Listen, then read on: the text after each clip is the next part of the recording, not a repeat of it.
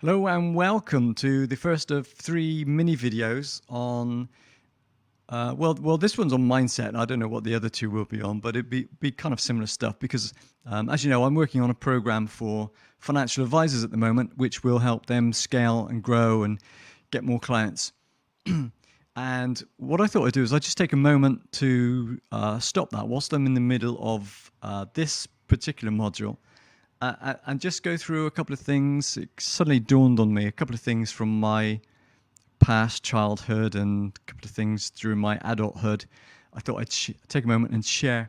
And one thing that you may not be aware of is that not only am I doing the program for financial advisors, I'm also creating some software which actually keys in with the program that I'm creating, which there's going to be nothing like it on the market once it's finished. And although it's slightly delayed because I added in the software element, it's going to be amazing and well worth the wait. I help financial advisors scale and grow the business and get more clients with ease. And this video is about ceilings and floors, and about how sometimes we self-impose these on ourselves, but mainly about how others restrict our abilities. And maybe noticing it and then finding ways to kind of break out. So as you can see, the slide actually kind of represents the stock market. So we've got the ceilings and floors, and support and resistance levels. And normally there's something there that's stopping us from breaking out. It's like we kind of get used to doing the things that we normally do, the activities that we normally undertake, until we do something that is extraordinary and it breaks us out of our comfort zone, I suppose, and knocks through the ceiling. And that ceiling now becomes our floor. And now we've got a new support and resistance that we work through until we do something else that's extraordinary and we break through that one. So what do we need to do? Well, we need to think about new ideas. We need to adopt and put into place different concepts, new ideas. And we need to learn from people who have done these things.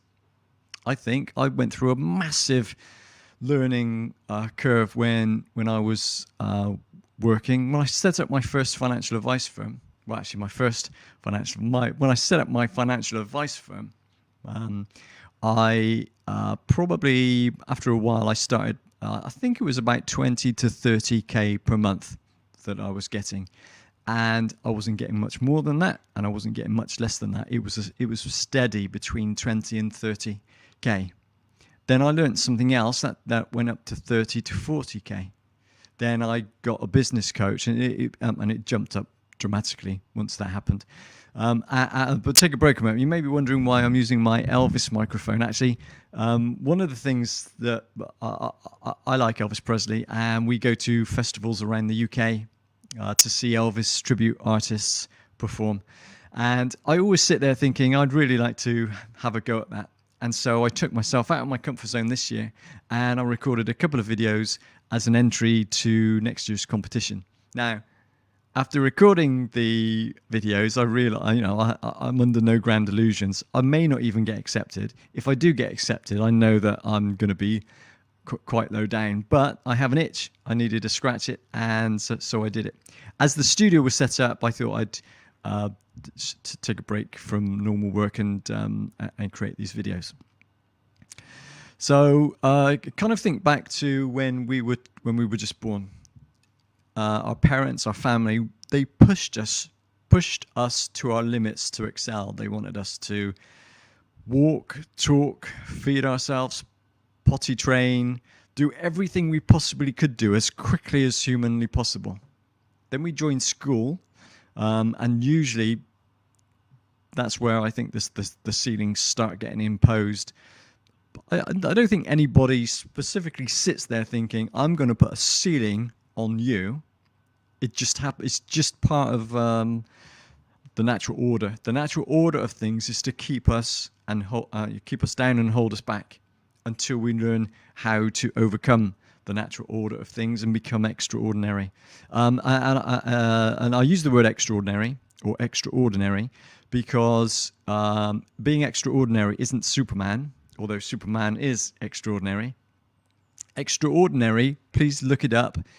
We can all become extraordinary in what we do, and we you know, some of you may already be doing that. I don't think I'm going to become extraordinary at becoming an Elvis tribute act, though. I'm just going to go for it for the fun and enjoyment side of things. So anyway, so as a child, we get pushed to a limit until we join school. And I think until the people in charge are then the people who want to, you know, make everybody go for everything that they possibly can do and change the way that they are, things aren't going to change very much. In fact, for me, I think also there's a class thing here as well. When I was growing up, I'm probably lower working class family. I then met my girlfriend, who's now my wife, who was in middle class, probably. They were like teaching and nursing, whereas my mum was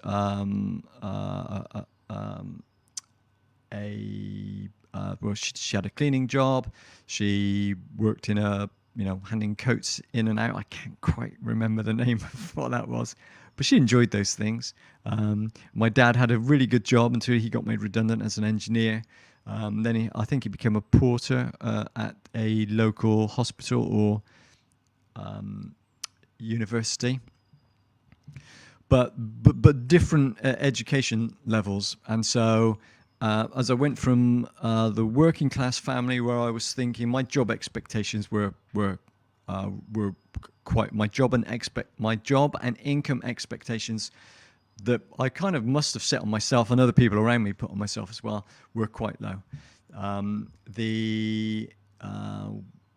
then when I met my wife and her family, I then pushed the ceiling on that.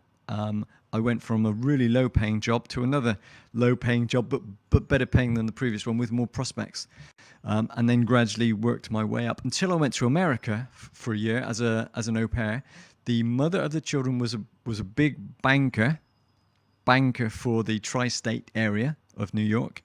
The father was a lawyer. Actually, became a judge just as I was leaving, and so. I suddenly found myself involved in a different class of people again. And they sat me down one day and they said, you can do and be anything that you want to. And that was a point where I really had true belief in that I could do and say, maybe not say, could do anything I wanted to do. From there, I started my financial advice firm that scaled to over 7 figures, and I sold it for multiple 7 figures. Today, I don't need to work. You know, I spend most of the days pretending to be Elvis Presley, or creating programs to help other people who do the same things that I love doing, help them grow and scale. I don't need to work. I've got enough money to live on, and I can do anything, literally anything that I want to do. And I choose to do this because I have a passion to help people and a passion to pretend to be Elvis Presley. But that's another story for another time. So ceilings and floors. Think about where your ceilings and floors are. I think one of the things that is out there are who we associate ourselves with, what we do and listen to on the TV, perhaps. What news we watch, news cycles day in, day out. It's just terrible news all the time. And who do we associate? Who are we in the room with? Are we in the room with extraordinary people or ordinary people? And what do we do to change that? Okay, until the next video, thank you for your time today, and I look forward to seeing you soon.